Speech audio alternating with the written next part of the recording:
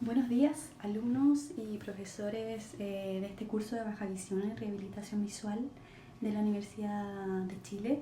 Mi nombre es Victoria Muñoz, yo soy tecnóloga, actualmente trabajo en una unidad de Baja Visión y el día de hoy les quiero comentar acerca de algunos estudios recientes que hablan de la hemianopsia homónima y sus defectos visuales relacionados, así como también métodos de restauración de la función visual luego de un accidente cerebrovascular. A modo de resumen, ya que la mayoría del contenido de esta clase probablemente no lo hayan visto anteriormente, les quiero comentar que, como ustedes saben, las neuronas de los mamíferos no se regeneran. Sin embargo, puede existir plasticidad en la corteza en ciertos casos. Por lo tanto, un entrenamiento bien dirigido permite mejorar el defecto visual cortical en algunos sentidos. Estos mecanismos pueden ser el uso de ayudas ópticas, la sustitución, que tiene que ver con mejorar habilidades visuales intactas, y la restitución, que tiene que ver con la plasticidad neurosensorial. Vamos a revisar las características del daño visual luego de un ACV a nivel postquiasmático, los distintos enfoques de rehabilitación y tratamiento para la hemianopsia y los resultados de algunos estudios clínicos relacionados a este tema. Entonces, como introducción, el 30% de las personas presenta hemianopsia homónima luego de un accidente cerebrovascular. Del 20 al 40% de las pacientes de centros de rehabilitación neurológica presentan algún tipo de discapacidad visual, no solo hemianopsia, sino que algunas otras dificultades. Este déficit visual o de percepción espacial genera una dificultad en la rehabilitación fisioterapéutica en general, por lo tanto hay que considerarlo. Ahora, no existen programas de rehabilitación visual en general en estos centros de rehabilitación neurológica. ¿Y esto por qué? Porque se sabe que el daño en la corteza cerebral es irreversible. Sin embargo, hallazgos en monos nos cuentan que existe una conservación de la función visual aún con daño cerebral.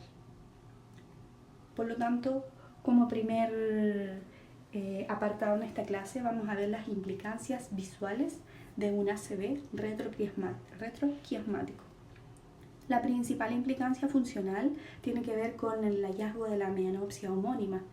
No voy a entrar en detalles sobre la hemianopsia, ya que ustedes la han visto bastante en sus materias de campo visual, pero algunos datos interesantes que me gustaría que supieran es que la hemianopsia homónima se debe a un accidente cerebrovascular, se debe en un 40% cuando el ACV es en el lóbulo occipital, en un 30% al lóbulo parietal y en un 25% al lóbulo temporal o al núcleo geniculado lateral, ¿ya?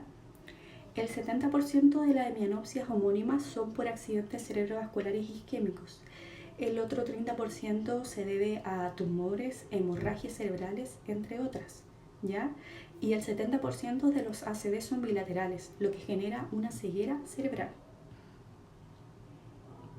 Existen otras condiciones visuales asociadas al accidente cerebrovascular.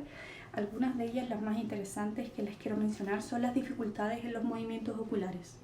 Una persona que presenta un ACV va a tener dificultades en los movimientos oculares, ya sea porque va a generar patrones de exploración errados, va a generar un rastreo visual deteriorado, va a tener sácadas más cortas, y todo esto implica un aumento en el tiempo de exploración de una escena. Todos los patrones de exploración visual, ya sean de una escena general o particular, se van a ver disminuidos o alterados por el ACV. Además, puede generarse una condición que se llama alexia hemianópica, que es cuando existe un escotoma hemianóptico en la zona parafoveolar. En esta alexia hemianópica se produce una reducción de la ventana perceptual. La ventana perceptual es la zona del campo visual central que nos permite ver cierta cantidad de caracteres en la lectura durante una fijación. Sabemos que durante la lectura realizamos movimientos de fijación y movimientos de seguimiento. Entonces, cuando realizamos una fijación, nuestro ojo es capaz de ver 19 caracteres, donde desde el centro de la fijación hacia la izquierda podemos ver 6 caracteres y desde el centro hacia la derecha podemos ver 13 caracteres. La zona izquierda de una palabra o la parte izquierda de una palabra o frase nos permite identificar la misma. Entonces, las primeras letras de una palabra nos van a permitir identificar toda la palabra completa, no es necesario leer letra por letra, sino que solamente identificar la primera parte de la palabra. Y la zona derecha de la ventana perceptual o de una palabra nos permite o es útil para dirigir el movimiento ocular al siguiente reglón, o sea, es útil en el cambio de reglón. Por lo tanto, en la alexia hemianópica, que afecta a la zona o presenta un hemiescotoma en la zona izquierda, vamos a tener dificultad en la identificación de las palabras. Y cuando este hemiescotoma está en la zona derecha de la ventana perceptual, vamos a tener dificultad en el rastreo de la línea y en los cambios de reglones. Y esto también se puede ver en la clínica de una persona con un accidente cerebrovascular. Otras condiciones asociadas a la discapacidad visual que me gustaría mencionarle es los defectos de percepción visual espacial. Estos principalmente es cuando el ACV ocurre en la corteza parietal, que como sabemos es la vía dorsal del reconocimiento de la percepción, que es la vía del dónde. Entonces, daño en esta zona en particular nos generan un defecto en la percepción visual espacial.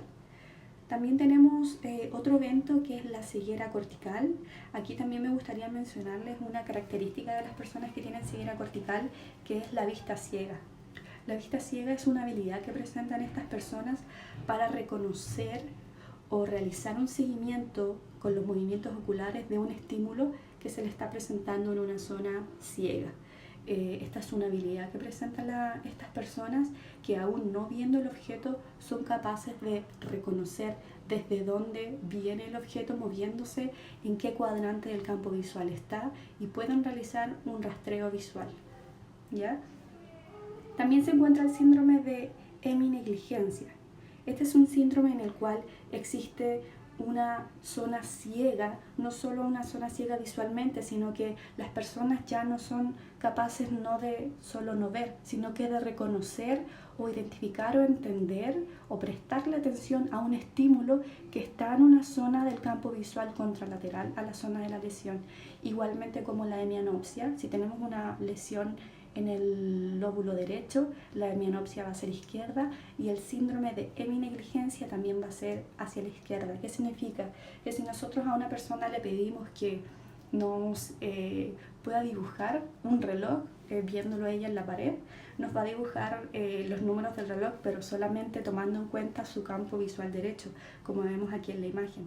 Ella es capaz de reconocer y dibujar todos los números, pero solo tomando en cuenta su campo visual derecho.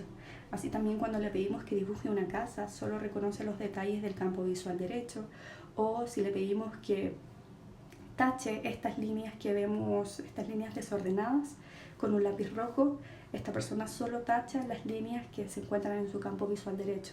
Y esto no es porque no vea al izquierdo, sino que es porque no es capaz de reconocer los estímulos que vienen de esta zona. Ese es el síndrome de heminegligencia.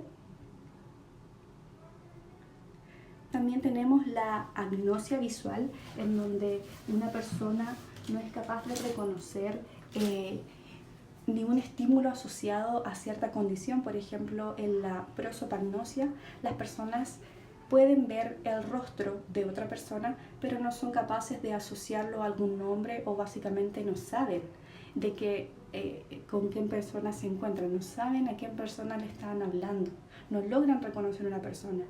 Entonces, en esta agnosia visual, la persona ve un elemento, pero lo asocia a otro elemento o simplemente no es capaz de encontrarle un significado a ese elemento. En donde vemos aquí la imagen, esta persona mira una manzana, pero esta manzana no le genera ni un significado, no lo asocia como una manzana, sino que no entiende de qué objeto está hablando. O también esta persona que ve un plátano y lo asocia con un racimo de uva. Entonces lo que estamos viendo lo vemos, pero no lo reconocemos como tal y no le hallamos un significado. Tenemos también otra condición que es bastante específica y es bien característica de esto, seguramente lo habrán visto antes, es el síndrome de Wallin. En el síndrome de Wallin existe una triada de características. Está la apraxia ocular, la simultagnosia y la ataxia óptica. La ataxia óptica, recuerden ustedes que tiene que ver con una descoordinación en el ojo y la mano, por lo tanto una persona no es capaz de ver una taza y tomarla como tal, sino que hay una descoordinación. La praxia ocular o la parálisis psíquica de la mirada tiene que ver con que la persona no es capaz de mover conscientemente sus ojos hacia un estímulo que le está llamando su atención. La típica imagen que nos mostraban en algunas clases que vimos o que yo vi esta materia fue una persona en la cual estaba mirando una mosca y la mosca se movía, pero esta persona no era capaz de seguir el movimiento de la mosca porque no tiene esta voluntad propia del seguimiento, sino que hay una parálisis de la mirada. Y también la simultagnosia, que es que una persona no logra reconocer una imagen global como global, sino que solo logra percibir algunos elementos particulares que llaman su atención. Y esto lo podemos ver en esta imagen en donde tenemos la fijación de un sujeto control en una imagen de una mamá con sus niños en la cocina, y tenemos las fijaciones que realiza un paciente con síndrome de Balin. Si ustedes se fijan, las fijaciones del sujeto de control realiza una fijación general de la imagen, y es una fijación que, si bien tiene un patrón, en general la persona explora toda la imagen que se le está mostrando. Sin embargo, la persona con síndrome de Balin solo es capaz de reconocer las cosas de esta imagen, los sectores de esta imagen que le llaman la atención. No la ven como una imagen global, sino que solo ven ciertas partes que le llaman la atención. Y hay partes como, por ejemplo, la niña que está al lado del joven en este piso, que si se fijan no le llamó nada la atención, entonces ni siquiera fueron capaces de reconocer a esta niña a través de la fijación. Solo la madre y el niño en este piso. Esa es la simultagnosia. Ahora, con respecto a los enfoques de tratamiento y rehabilitación visual, es importante que ustedes sepan que puede existir algún grado de recuperación visual luego de una ACV, y esta recuperación se puede dar dentro de un rango de tiempo de 48 horas o 3 meses. Por lo tanto, es importante que si vamos a empezar un tratamiento o rehabilitación visual, lo hagamos luego de este periodo de 3 meses, ¿ya? Con respecto al enfoque de tratamiento a través de las ayudas ópticas, las ayudas ópticas pueden ser desde prismas, telescopios galileos invertidos o lentes negativas. Y el enfoque en particular de los prismas tiene que ver con reubicar, trasladar el hemicampo hacia la vista del paciente, o también expandir el campo visual. Por lo tanto, van a haber prismas que reubican y otros prismas que expanden el campo visual, y los telescopios Galileo y los lentes negativos lo que hacen es expandir el campo visual. Existen principalmente dos tipos de prismas, pero primero vamos a ver la configuración e imagen de un prisma. Cuando uno mira a través de un prisma, se genera una zona de escotoma, una zona de no visión por la reubicación de una imagen. O sea, el prisma lo que hace es trasladar una imagen y sobreponerla a otra que ya no somos capaces de verlo, ¿ya? Esto ocurre en la imagen A, donde tenemos una imagen real donde existen 4 objetos, pero en la imagen aparente mirando a través del prisma ya solo vemos 3 objetos, porque el primer objeto de la izquierda se traslocó y se puso más a la derecha, tapando uno de los 4 objetos que veíamos en la imagen real. Y esto también se puede apreciar en la imagen B, en donde en la esquina inferior izquierda tenemos un prisma de 30 dioptrías puesto con su base hacia la izquierda. Este prisma lo que hace es hacer un traslado de la imagen de un campo visual que actualmente no estamos viendo en la imagen donde está el caballero de azul. Lo que hace es trasladar la imagen. Entonces vemos que en el lado izquierdo de esta foto, que no la veíamos anteriormente, vemos que existe un tipo de paso peatonal para que las personas crucen el camino. Sin embargo, esto lo vemos solamente porque tenemos puesto el prisma. Si no tuviéramos puesto el prisma, solo veríamos los pies de la persona.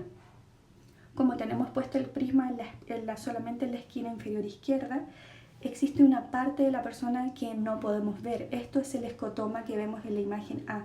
Y si nosotros pusiéramos este prisma no solo en la esquina inferior izquierda, sino que en todo el hemicampo izquierdo, lo más probable es que ya no veríamos nada de esta persona de azul. Sin embargo, veríamos todo lo que no vemos en la imagen del lado izquierdo de este faro negro.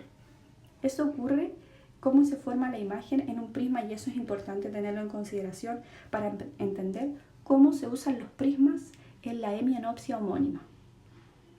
Entonces, como les comentaba, existen dos tipos de prismas. El primero